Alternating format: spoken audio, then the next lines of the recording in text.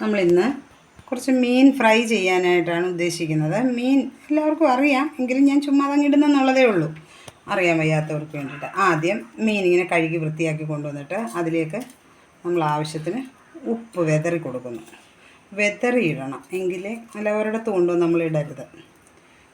ഇങ്ങനെ ഉപ്പ് വെതറി കൊടുക്കുന്നു. ഇത് മോത മീനാണെന്ന് തോന്നുന്നു, ആണ്. പിന്നെ എന്നിട്ട് ഒരു സ്പൂണ്, നല്ല ഒരു സ്പൂണ് ഇഞ്ചിയും വെളുത്തുള്ളിയും പേസ്റ്റ് ചേർക്കണം. നല്ല ഒരു സ്പൂണ് മഞ്ഞൾ പൊടി ചേർക്കണം. അതൊക്കെ എല്ലാം വെതറി ഇങ്ങനെ വെതറി ചേർക്കുന്നതായിരിക്കും നല്ലത്. മുളക് പൊടിയാണ്. മുളക് പൊടി എപ്പോഴും നമ്മൾ യൂസ് ചെയ്യുന്നത് പിരിയൻ മുളകും ചന്തമുളക്, വറ്റൽ മുളകും കൂടെ പൊടി വാങ്ങിച്ച് മിക്സ് ചെയ്യുകയാണ്. അത് 1/2 കിലോ പിരിയൻ മുളകിൻ്റെ പൊടി, 1/2 കിലോ വറ്റൽ മുളകിൻ്റെ പൊടി, അങ്ങനെയാണ് ചെയ്യുന്നത്. അങ്ങനെയാകുമ്പോൾ ഏരിയൊക്കെ നമുക്ക് കോമ്പൻസേറ്റ് ചെയ്യാൻ പറ്റും. ഇനി ഇടുന്നത് ഒരു നല്ല 2 സ്പൂണ്. സ്പൂണ് പറയുന്നത് നമ്മുടെ സ്പൂണിൻ്റെ അളവാണ് കേട്ടോ. അതായത് ചെറിയ സ്പൂണാണെങ്കിൽ 2 സ്പൂൺ അല്ലെങ്കിൽ 3 സ്പൂൺ കുരുമുളക് പൊടി, അതും കൂടെ വിതറിയാൽ മതി. ഇത്രയും കാര്യങ്ങളേ ഉള്ളൂ അതിൽ ചേർക്കുന്നത്. പിന്നീട് ഒരു പ്രത്യേക കാര്യം, ഇതിനകത്ത് ടേസ്റ്റ് കൂടാനായിട്ട് ചേർക്കുന്ന ഒരു സംഭവം കൂടെ പറയാം. അതായത് 1 സ്പൂണ് വെളിച്ചെണ്ണ നമ്മൾ ആദ്യമേ അങ്ങ് ചേർക്കുന്ന. അപ്പോൾ ഓർക്കും വെളിച്ചെണ്ണ ഒത്തിരി ചിലവാകുമല്ലോ, അങ്ങനെ ഓർക്കേണ്ട. നമ്മൾ ഈ ചേർക്കുന്ന വെളിച്ചെണ്ണ കുറച്ച് മതിയാകും. അത് കുറച്ചിട്ട് നമുക്ക് വറക്കാൻ യൂസ് ചെയ്താൽ മതിയാകും. ഇങ്ങനെ ഇത്തിരി വെളിച്ചെണ്ണയിൽ നമ്മളിത് ഇങ്ങനെ ഇളക്കി വെക്കുകയാണെങ്കിൽ ആ മീനിന് വറുത്തെടുക്കുമ്പോൾ ഒരു പ്രത്യേക ടേസ്റ്റായിരിക്കും.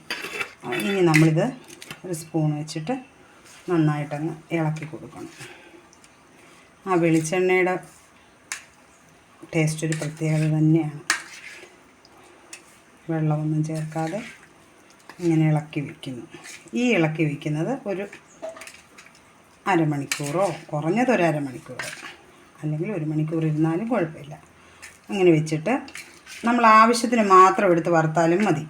അത് കഴിക്കാൻ സമയത്തിനകത്തുനിന്ന് 2 കഷ്ണം മതിയെങ്കിൽ അത് മാത്രം എടുത്ത് വറുത്ത് നമുക്ക് അന്നേരം ഉപയോഗിക്കാം. ബാക്കിയെടുത്ത് നമുക്ക് നല്ല എയർ ടൈറ്റുള്ളൊരു കണ്ടെയ്നറിലോട്ട് ഫ്രിഡ്ജിൽ വയ്ക്കാവുന്നതാണ്. ഇങ്ങനെ ഇളക്കി എയർ ടൈറ്റുള്ള കണ്ടെയ്നറിൽ ഫ്രിഡ്ജിൽ വെച്ചാൽ അങ്ങനെ തന്നെ ഇരിക്കും.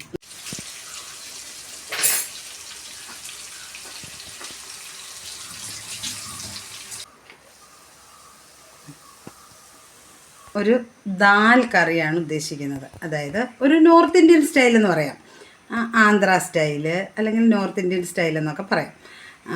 ആ ഒരു രീതിയിലാണ് ദാൽ കറി വയ്ക്കുന്നത്. നമ്മുടെ ചപ്പാത്തിക്കും ചോറിനും എല്ലാം യൂസ് ചെയ്യാവുന്ന ഒരു കറിയാണ്. എളുപ്പം വെക്കാൻ പറ്റും. കുക്കറിലേക്ക് നമുക്ക് ആദ്യം നമ്മൾ ചെയ്യേണ്ടത് ഏത് തുവരക്ക് ദാൽ, അതായത് ഏത് തുവരപ്പരിപ്പ് വേണമെങ്കിലും ചേർക്കാം. വലുതോ ചെറുതോ ഈ മീഡിയം സൈസോ എങ്ങനത്തെ വേണമെങ്കിലും നമ്മുടെ ഇഷ്ടമാണ് പരിപ്പ് തിരഞ്ഞെടുക്കുന്നത്. അത് കഴുകി കുക്കറിലിട്ട് ഒരു ഇത്തിരി ഉപ്പും ചേർത്ത് നമ്മളതങ്ങ് അടിച്ചെടുക്കുന്നു. അടിക്കുന്നതെന്ന് പറയുന്നത് നന്നായിട്ട് വെന്തതുപോലെ നല്ലവണ്ണം വേവണം, അങ്ങനെ അടിച്ച് വെക്കുക. ഒരു മീഡിയം 2 സവാള, കുറച്ച് പച്ചമുളക്, വറ്റൽമുളക്, ഇഞ്ചി വെളുത്തുള്ളി പേസ്റ്റ്, ഇത്രയും സാധനങ്ങളാണ് നമ്മളിതിന് ചേർക്കാനായിട്ട് ഉദ്ദേശിക്കുന്നത്. ആദ്യം സ്റ്റൗ കത്തിച്ച് നമ്മൾ വെളിച്ചെണ്ണ ഒഴിക്കുന്നു. കടുക് പൊട്ടി കഴിയുമ്പോൾ നമ്മൾ ആദ്യം സവാളയാണ് ഇടുന്നത്. ചിലർ ഇഞ്ചി വെളുത്തുള്ളി പേസ്റ്റ് ആദ്യം ഇടും. ആദ്യം ഇടുന്നത് ഇഞ്ചി വെളുത്തുള്ളി പേസ്റ്റ് ഇടുന്നത് നല്ലതാണ്, പക്ഷേ പെട്ടെന്ന് അടിക്ക് പിടിക്കാനൊരു സാധ്യതയുണ്ട്. അതുകൊണ്ട് നമ്മൾ ആദ്യം സവാള തന്നെ ഇട്ട് കൊടുക്കണം. സവാള ഇട്ടിട്ട് സവാളയും പച്ചമുളകും ഇടാം.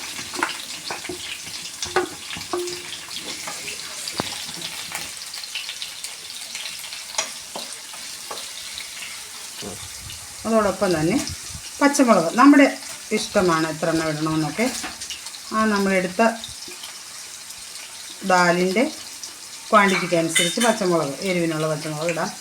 എപ്പോഴും എരിവുള്ള പച്ചമുളക് ഇടുന്നതായിരിക്കും നല്ലത്. ഇട്ട് കൊടുക്കുക. ഉപ്പിടുമ്പോൾ എളുപ്പം അത് വഴന്ന് കിട്ടും. അതിനുശേഷം അതിലേക്ക് മൂക്കാൻ നിൽക്കേണ്ട. അതിന് മുമ്പ് നമുക്ക് നല്ല ഒരു സ്പൂണ്, അത് ഇഞ്ചി വെളുത്തുള്ളി പേസ്റ്റ് പിശുക്ക് കാണിക്കരുത്, നന്നായിട്ട് ചേർക്കണം. എങ്കിലേ കറിക്ക് ടേസ്റ്റ് ഉണ്ടാകത്തുള്ളൂ. അതോടൊപ്പം 2 വറ്റൽമുളക്, ഉള്ളിയും പച്ചമുളകും ഇഞ്ചി വെളുത്തുള്ളി പേസ്റ്റ്, വറ്റൽമുളക് ഇത്രയും ആയിട്ടുണ്ട്. നന്നായിട്ട് ഒത്തിരി അങ്ങ് മൂത്ത് പോകണ്ട, ഈ ഒരു പരുവമൊക്കെ മതി. ഇനി നമുക്കിതിലേക്ക് ഇടുന്നത് ഒരു നുള്ള് ജീരകം, ഒരു നുള്ള് മതി. ഒരു നുള്ള് ജീരകം ഇട്ടിട്ട്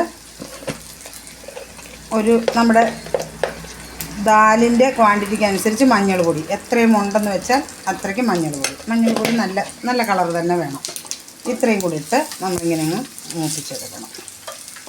ആ മഞ്ഞൾപ്പൊടിയുടെ ആ കുത്തൊക്കെ മാറണം. ഇനി നമ്മൾ അതിനകത്തേക്ക് വെള്ളം ഒഴിച്ച് കൊടുക്കുന്നു. വെള്ളം ഒഴിക്കുമ്പോൾ നമുക്ക് ആവശ്യത്തിന് വെള്ളം ഒഴിക്കാം. അതായത് പരിപ്പ് വെന്തിരിക്കുകയാണ്, ആവശ്യത്തിന് വെള്ളം അങ്ങോട്ട് ഒഴിച്ച് കൊടുക്കുന്നു. നമ്മൾ പരിപ്പിൽ ശകലം ഉപ്പിട്ടാണ് വേവിച്ചത്. സവാളയിലും ഇച്ചിരി ഇട്ടിരുന്നു. ഈ വെള്ളം ഒഴിക്കും വേണമെങ്കിൽ ഒരു ഇത്തിരിയും കൂടെ ആവശ്യമാണെങ്കിൽ മാത്രം ഇത്തിരി ഉപ്പും കൂടി ഇടുക.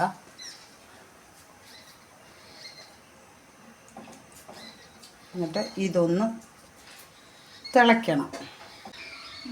നമ്മൾ കറിവേപ്പിലയും കൂടെ ഇട്ടിട്ട് ഈ തിളച്ചത് വേവിച്ച് വെച്ചിരിക്കുന്ന ഈ ദാലിലേക്ക് ഒഴിക്കുന്നു. ഇത്രയുമേ ഉള്ളൂ. നമ്മുടെ ദാൽ റെഡി ആയിട്ടുണ്ട്. ഇനി ഇതിലേക്ക് നമ്മൾ ഒരു ഇൻഗ്രീഡിയൻ്റ് കൂടെ ചേർക്കാനുള്ളത്, അതായത് തക്കാളി ഇഷ്ടമുള്ളവർക്ക് അത് ചേർക്കാം. പഴുത്ത തക്കാളി ഒരെണ്ണം, ഈ ഫ്രൈ ചെയ്ത് സവാളയും പച്ചമുളകും ഫ്രൈ ചെയ്യുന്ന കൂട്ടത്തിൽ അതും കൂടെ ഫ്രൈ ചെയ്തിടാം. ഇവിടെ ഞാൻ ഇന്ന് യൂസ് ചെയ്യുന്നത് തക്കാളിയല്ല, നമ്മുടെ നോർത്ത് ഇന്ത്യൻ സ്റ്റൈലെന്ന് പറയുന്നത് നമ്മൾ കഴിക്കാനായിട്ട് ചപ്പാത്തിയുടെയൊക്കെ കൂടെ ഇങ്ങോട്ട് പ്ലേറ്റിലേക്ക് നമ്മൾ കറി എടുക്കുമ്പോൾ ആ കറിയിലേക്ക് ഒരിത്തിരി ലെമൺ ജ്യൂസ് പിഴിഞ്ഞൊഴിച്ചാണ് അവർ യൂസ് ചെയ്യുന്നത്. അങ്ങനെയും ആ ടേസ്റ്റ് ഇഷ്ടമുള്ളവർക്ക് അങ്ങനെ ചെയ്യാം. അതല്ല തക്കാളി ഇഷ്ടമാണെങ്കിൽ തക്കാളി ഉപയോഗിക്കാം. ഇനി ആന്ധ്രയിലൊക്കെ തെലുങ്കർ ചെയ്യുന്നത് എങ്ങനെയാണെന്ന് ചോദിച്ചാൽ അവർ നമ്മുടെ പിഴുപുളിയാണ് യൂസ് ചെയ്യുന്നത്. പിഴുപുളി ഇത്തിരി ആ വെള്ളം ഒഴിക്കുന്ന സമയത്ത് പുളി പിഴിഞ്ഞൊഴിച്ച് ശകലം ചിലർക്ക് പുളി ഒരുപാട് ഇഷ്ടമാണ്. അങ്ങനെയുള്ളവർ അങ്ങനെ അവരവരുടെ ഇഷ്ടത്തിന് ഇത്തിരി പുളി ചേർക്കും. അത് തക്കാളിയാവാം, ലെമണാവാം, പുളിയാകാം, ഏതാണ് നമുക്കിഷ്ടമെന്ന് വെച്ചാൽ. ഇന്ന് ഞാനിവിടെ ഇത്തിരി ലെമൺ ജ്യൂസാണ് ചേർക്കാൻ ആഗ്രഹിക്കുന്നത്. അത് ഈ സമയത്ത് ഒഴിക്കത്തില്ല, നമ്മുടെ പ്ലേറ്റിലേക്ക് നമ്മൾ സെർവ് ചെയ്യുന്ന സമയത്ത്, നമ്മുടെ ചപ്പാത്തി എടുത്തിട്ട് സെർവ് ചെയ്യുന്ന സമയത്താണ് അതിൽ ഒരു 2 തുള്ളി ഒഴിക്കേണ്ടത്. ഇത്രയുമാണ് നമ്മുടെ ദാൽ കറി റെഡിയായി. നമ്മുടെ ഫിഷ് ഫ്രൈയും ദാൽ കറിയും ചപ്പാത്തിയുടെ കൂടെ, ചോറിൻ്റെ കൂടെ, ഇഡ്ഡലിയുടെ കൂടെ, ദോശയുടെ കൂടെ ഒക്കെ കഴിക്കാം. ഓക്കെ, അപ്പോൾ അടുത്തൊരു വീഡിയോയുമായി വീണ്ടും കാണാം. ഫീഡ്ബാക്ക് അറിയിക്കണം, ലൈക്ക് ചെയ്യാനും കമൻറ്റ് ചെയ്യാനും മറക്കരുത്. ചാനൽ സബ്സ്ക്രൈബ് ചെയ്യണം. Okay, by.